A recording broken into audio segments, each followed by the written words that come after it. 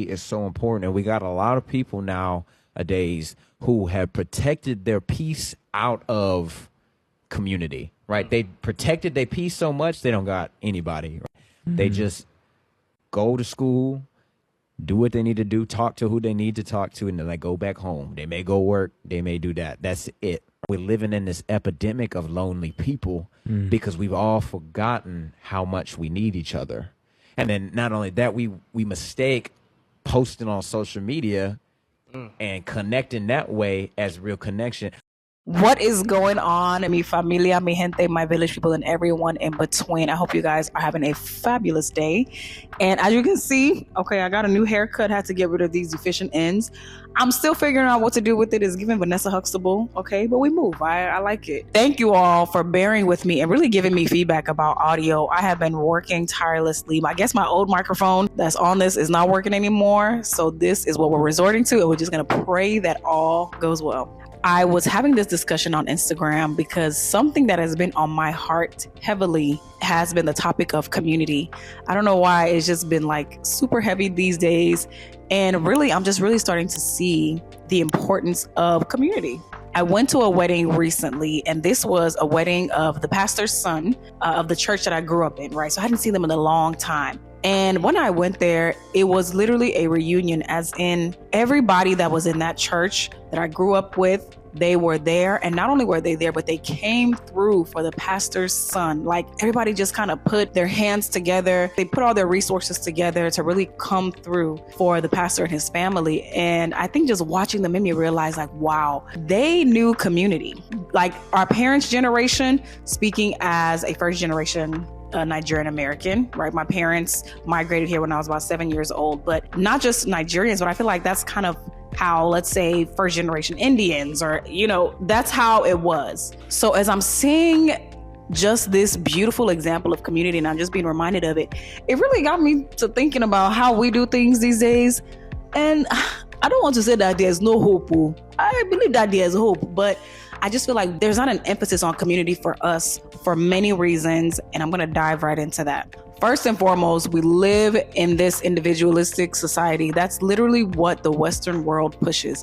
You are bad all by yourself. You don't need anybody. You're good. And I feel like that's just the opposite. When you go to other parts of the world, they have their villages. There is a strong emphasis on community, but not us. We can live next to a neighbor for 20 years. You will not even know your neighbor's name. You won't even really know anything about them. And that's completely normal. And I think for me, I guess it's become normal, but because of where I come from, I'm just like, I'm used to it, but I'm like, this is interesting. And even thinking about my time in college, you know, university, and how that was also a great example of community. And I think that's why I had a little bit of I would say quarter life crisis when I came back to Houston, because when you're in college, you make these friends, and college is literally built around community. So you're having events all the time.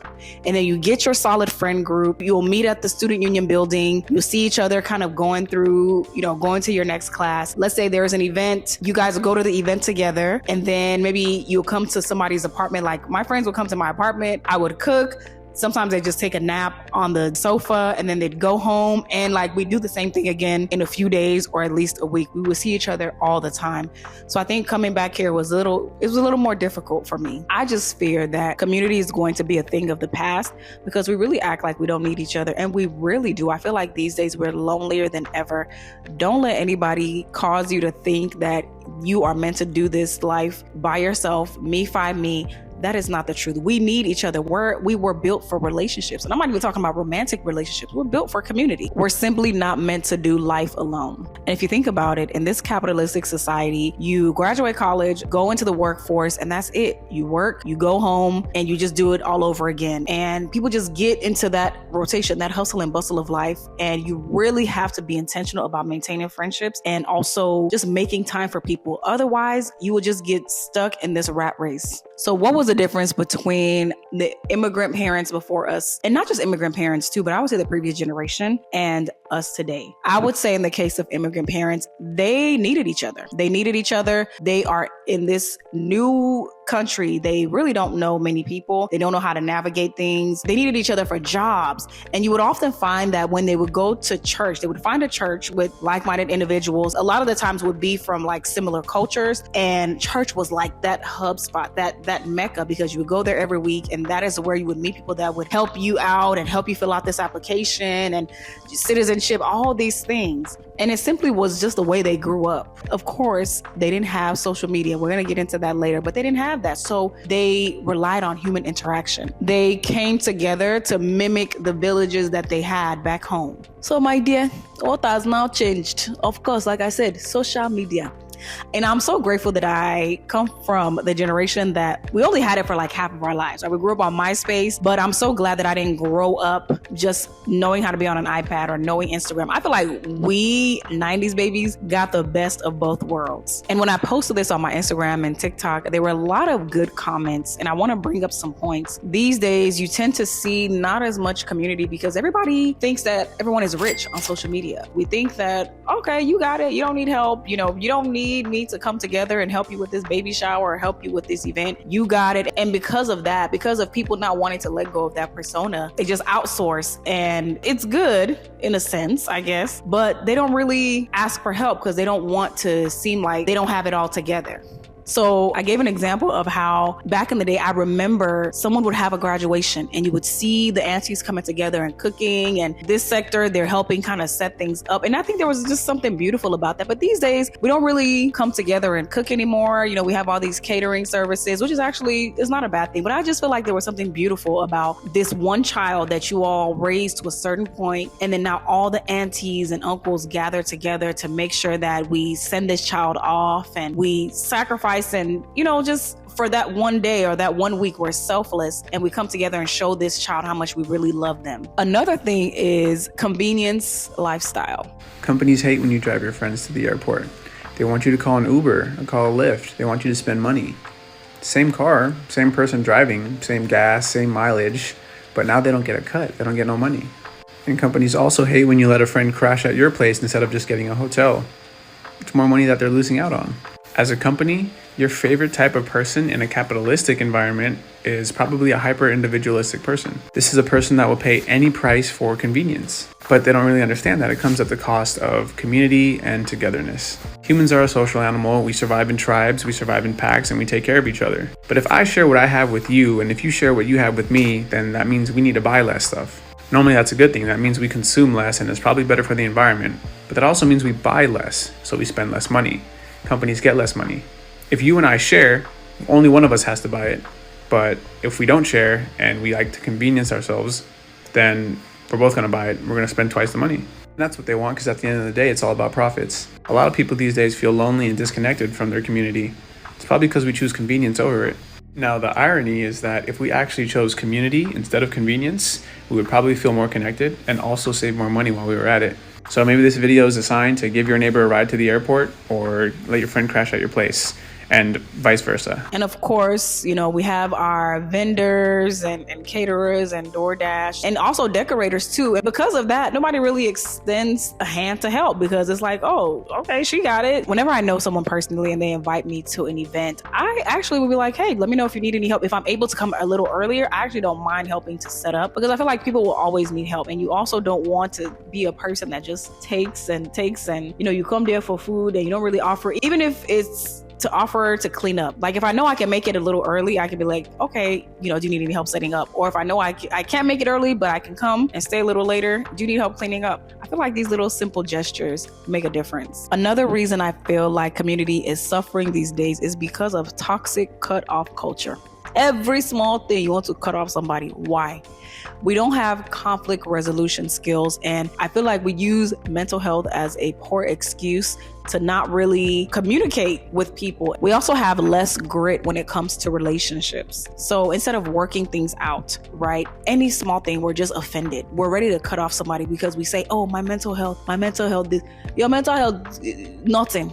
Listen, not saying it's not important, but I feel like we're using that these days as an excuse. I will say though, our parents, they could have done a better job with creating and setting boundaries, because oftentimes what I remember seeing with different aunties and uncles is that you have people that are part of the same community, right? And let's say Auntie A offends Auntie B. Well, Auntie B never really states it. She feels offended, but she never really says, hey, what did you mean by when you said this? What did you mean by that? Right? So that they can see if there was a misunderstanding. She never states it. She just kind of holds on to the offense. And now she'll greet Auntie A like everything is fine. Hey, they'll dance on the dance floor. And then when she'll go home, she'll be like, that woman, that witch, that's how she's behaving, because she never communicated, right? We do the same thing, but the only difference is instead of faking it, we simply just cut off. And I feel like both are actually wrong. We need to get to a point where we can actually have a conversation, pull a person respectfully to the side and say, hey, what did you mean by that? Or I really didn't like the way this was said. Moving forward, can we not do that or say this joke?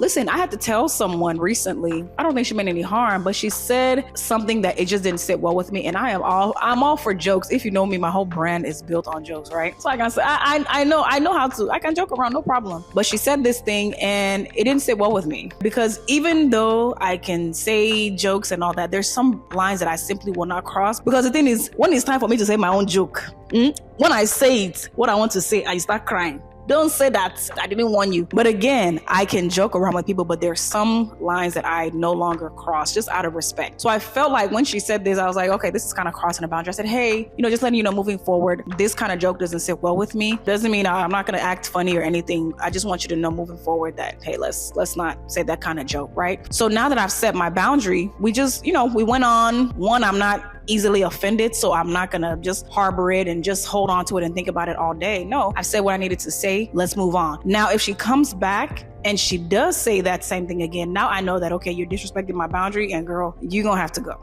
And again, in this mental health obsessed society, we feel like every small thing, oh, we need to create space for this.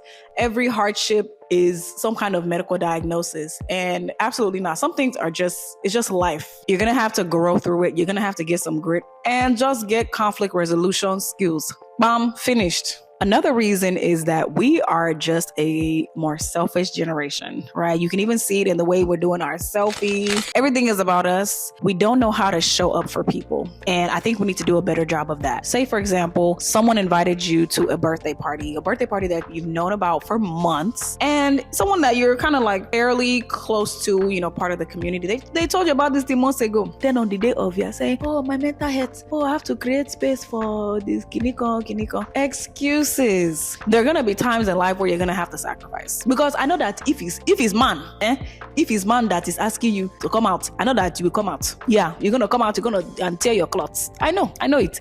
But when it's a friend and someone in the community, we're making excuses. And so how do you expect people to show up for you? Again, we're not doing it to yield a transactional result. It really shouldn't be like that. It shouldn't be like, okay, why came to your party, come to mine? It shouldn't be like that. Do it because it's the right thing to do. If you care for this person, it would make their day to see you show up for their birthday and show them love. And then you will be surprised. As a result of that, you'll be surprised at how people show up for you when you do stuff. And not just when you do stuff, but just you in general as a human being. Can't expect a village to show up for you if you are unwilling to be a villager. Villages don't just spontaneously appear in your living room. Step one is you gotta go where the townspeople are. You gotta go where the people are. And then you need to start building your village brick by brick with intention. Intention means that if you're invited to something, you're not canceling last minute unless you absolutely have to. You do not cancel last minute for being tired or just not in the mood. You might think, oh, it's just my loss that I'm not coming, they won't really miss you. No, that is a foundational brick in your village. You need to show up for the things that you say you're going to show up for,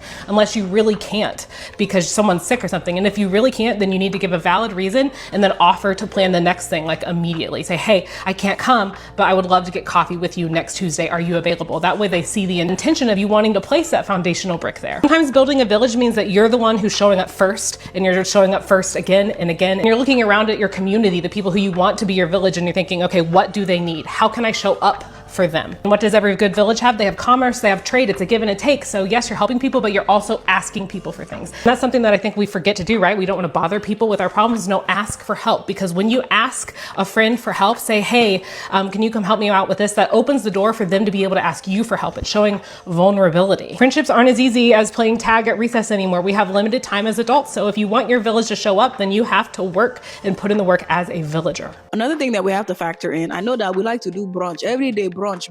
That's what all we know how to do. Some people have even stopped going to church because of brunch. And I like brunch, don't get me wrong, but I feel like it can deter some people, especially in the times that we're living in, because brunch is expensive. Like almost, let's say you spend like $80 or $100 each time and you go out 4 times in the month. That is expensive. And these days people they don't really have it like that to spend. So I feel like that deters them, because if they feel like that's the only way they can build community and they don't really have it right now, they're just like, you know what, I'm just going to stay home. And I feel like it shouldn't be like that. We need to find more creative ways that are inexpensive to build community. So here's what we can do to change. And if you have any ideas, please feel free to drop them in the comment section. We need to start by limiting our online time, right? Online community, it is good, right? It's good to have resources online, but focus on building community in person. Look for ways to include people in your everyday life. Like one thing that I've started doing that I really love is that I will invite people on errands. So if I'm going to Costco, I'm like, hey girl, I'm going to Costco. Maybe I'll send it to like a few people that I feel like will be interested. If I'm getting my nails done, I'll reach out in advance in case anybody else, their nails or their toes are looking crazy. Let's go together. And one thing that I recently did that I really enjoy is my friend, she lives far. That's another thing too, because these days we have cars and we live farther. When I was in the village, it shocked me that at 8 a.m. in the morning, my uncle had visitors that would just come and sit with him and they were just talking. I'm even sleeping like 8 o'clock in the morning, you're having visitors, but that is just normal. That's normal for them. But back to my friend, I still drove to her house. I wanted to be intentional, drove to her house and she cooked for me. I would have actually loved it if we could have cooked together, but time was just not on our side. But she cooked and we just sat together. I feel like these days we don't sit with each other enough. Like we just enjoyed each other's company. She's a mom of 3, she's busy. So it was easy for me to go to her house. And I don't know, even when I think about the story of Job in the Bible and how he was going through whatever he was going through, and his friends, they just sat together and they were just quiet. I feel like we need to sit with each other more these days. Also, be intentional and take the initiative to do something, whether it's at your place, or don't just always wait for somebody to invite you. You also invite somebody too, because if someone is always doing the inviting, it can get tiring. If they're always the one putting stuff together, hosting events, they're eating the cost, it gets exhausting, and you don't want to be seen as a person that just comes, you eat their food and you go home. Take the initiative, do something, whether it's outside or invite them, initiate something. We honestly just need to be intentional about coming together, leave work and all that other stuff at the door. Let's come together. It's not only when someone dies that we'll have to remember community, but yes, guys, let's be intentional about coming together often. Sit with people, invite people into your everyday life, cook for people. I'm even looking for how to improve my jollof recipe, how to improve African soups, and not just African soups, but cultural cuisines. I want to cook Indian food. I'm trying to learn how to cook some, Mexican dishes. So things like that. I just think it's so beautiful. Everything does not have to be grand and extravagant and Instagram worthy. Let's come together and just enjoy those simple moments, because I feel like these are the moments that we're going to really, really appreciate in the future, and your kids will thank you for it. So that is it for this video. Please leave a comment down below if you know of ways we can build community. Have you been struggling with building community? Has anything deterred you from community? I would like to know. So I will see y'all in the comment section, and stay tuned for the next video. Bye bye.